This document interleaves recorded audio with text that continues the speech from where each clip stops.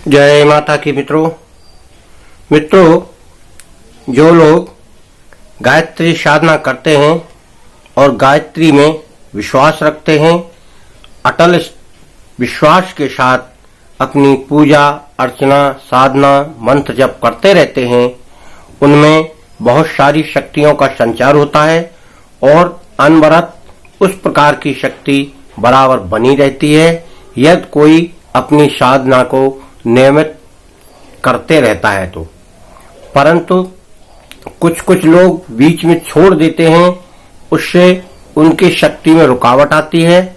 इस प्रकार से साधक को अपनी साधना नहीं रोकना चाहिए, इसको दैनिक कार्य में शामिल कर लेना चाहिए कि ये हमारा कार्य रोजाना का है और उसे कभी नहीं छोड़ना चाहिए। कोई इमरजेंसी पड़ जाती है, उस समय अलग बात है, कोई बीमार पड़ जाए या कहीं जाना पड़ जाए, उस स्थिति में हो सकता है कभी कभार आप जप ना कर पाएं, परंतु जप का विशेष ध्यान रखते हुए अगर कोई व्यक्ति सुबह नहीं कर पा रहा है तो उसको अपना आप शाम को कर लेना चाहिए। इस प्रकार से अपने जप की संख्या चलती रहती है और जप संख्या पर कोई विशेष ध्यान नहीं देना चाहिए। जीवन भर इस तरह आप जपते रहेंगे तो आपको बहुत बड़ी सफलता और बहुत बड़ी समृद्धि प्राप्त होगी। इस प्रकार से गायत्री मंत्र का जाप करने वाले व्यक्ति के पास बहुत सारी संपत्ति आ जाती है, समृद्धि आ जाती है, सुख आ जाता है और कुछ भविष्य में होने वाली घटनाओं का भी ज्ञान आ जाता है। इस प्रकार से 10-11 उपलब्धियां हम यहाँ बता रहे हैं, वो गायत्री साधक को आती हैं। वो किस प्रकार से और क्या क्या आती हैं आप उनको सुने और अपने अंदर महसूस करें और आपको क्या क्या अनुभव हो रहे हैं उसी का एक अंश हो सकता है वो, आप उन्हें जानें और अपनी साधना बराबर करते रहें।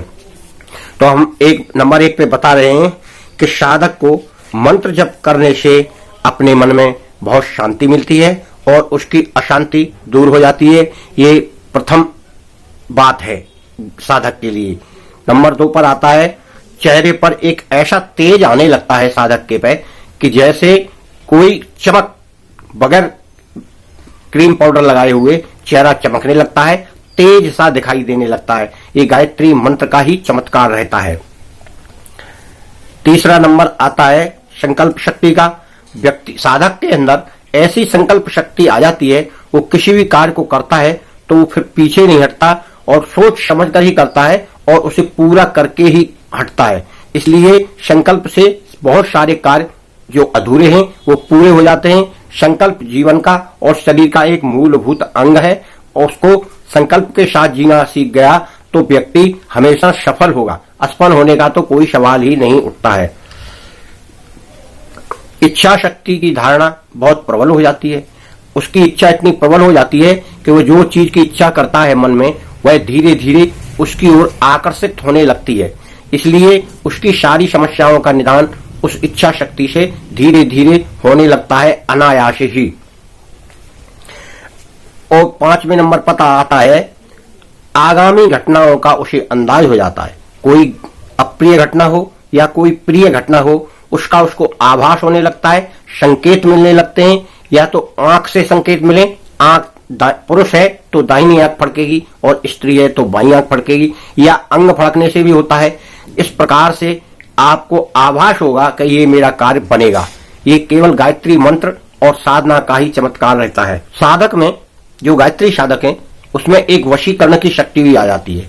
जब वो साधक किसी से बोलता है तो उसके शब्दों में और उसके चमक में, उसके चेहरे की तेज से सामने वाला व्यक्ति कुछ मोहित हो जाता है, वशीकृत हो जाता है, उसकी बातों में आ जाता है या उसके बातों का प्रभाव उस पर पड़ता है दूसरे व्यक्ति पर। इस प्रकार से ये एक साधक की ही शक्ति है और मंत्र की ही शक्ति है। जो गायत्री साधक है उसके एक 6वां नंबर है। 6वां नंबर, गायत्री साधक में दूसरे व्यक्ति यानी सामने वाले व्यक्ति के विचारों को पढ़ने की भी क्षमता आने लगती है कि ये क्या कहना चाहता है और इसका मकसद क्या है और ये क्या मुझसे चाह रहा है। इस प्रकार उसे पूर्व आभास हो जाता है कि यह व्यक्ति इस प्रकार की इच्छा जाहिर करना चाहता है। 8वें नंबर पर, घर की सुख समृद्धि में वृद्धि होने लगती है। जब कोई व्यक्ति लगातार साधना मंत्र जप करता रहता है तो उस घर में पॉजिटिव एनर्जी के द्वारा सुख और समृद्धि की वृद्धि होने लगती है और चारों ओर घर में शांति का वातावरण और खुशहाली का वातावरण बना रहता है। इस प्रकार से साधना करते रहना चाहिए।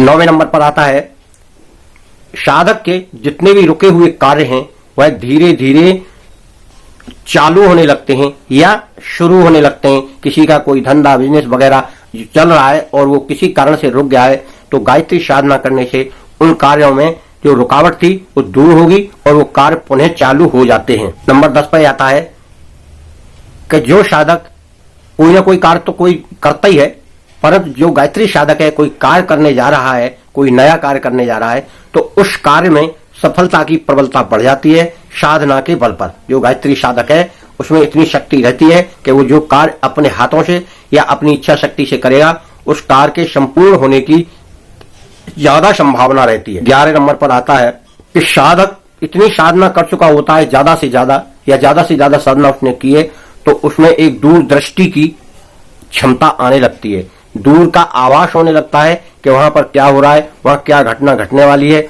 और क्या ऐसा हो सकता है। इसको स्मृति कहते हैं, दूर की स्मृति आना।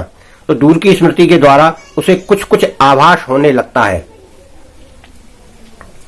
इस प्रकार से साधक में ये 10-11 गुण उत्पन्न होने लगते हैं और साधक में एक विलक्षण प्रतिभा दिखाई देने लगती है। लोग उसको फिर धीरे धीरे सिद्ध कहने लगते हैं कि वह तो सिद्ध पुरुष है। और कभी कभी ऐसा साधक अपनी वाणी से यदि कुछ कह देता है तो वो पूर्णतः सत्य भी हो जाती है। किसी को आशीर्वाद स्वरूप बोले हुए शब्द उसके लिए एक प्रकार से सत्य हो जाते हैं और उन्हीं के बल पर या उन्हीं को सत्य होने के बाद व्यक्ति कहते हैं कि वो तो गायत्री साधक बड़ा सिद्ध है। इस प्रकार से साधना करते करते व्यक्ति में सिद्धियां आती हैं और इन्हीं को सिद्धि कहते हैं। दूर का देखना, दूर का सुनना, अपनी मच्छा इच्छा से किसी व्यक्ति के मन पर प्रभाव डाल देना, मन चाहा कार्य करवा लेना, ये सिद्धियों की श्रेणी में आते हैं। परंतु बहुत लंबी साधना के बाद ये गुण आते हैं। कोई व्यक्ति यदि काफी दिनों से गायत्री साधना कर रहा है तो धीरे धीरे उसमें स्वतः ही अनुभव देखने को मिलते हैं और उसको स्वतः ही ज्ञान हो जाता है इस प्रकार का कि मुझ में ये क्षमता आ रही है। मित्रों, इस प्रकार से आप लगातार गायत्री साधना करते रहें और अपने अनुभव लेते रहें और अपने जीवन को सुखमय बनाएं। जय माता गायत्री की जय।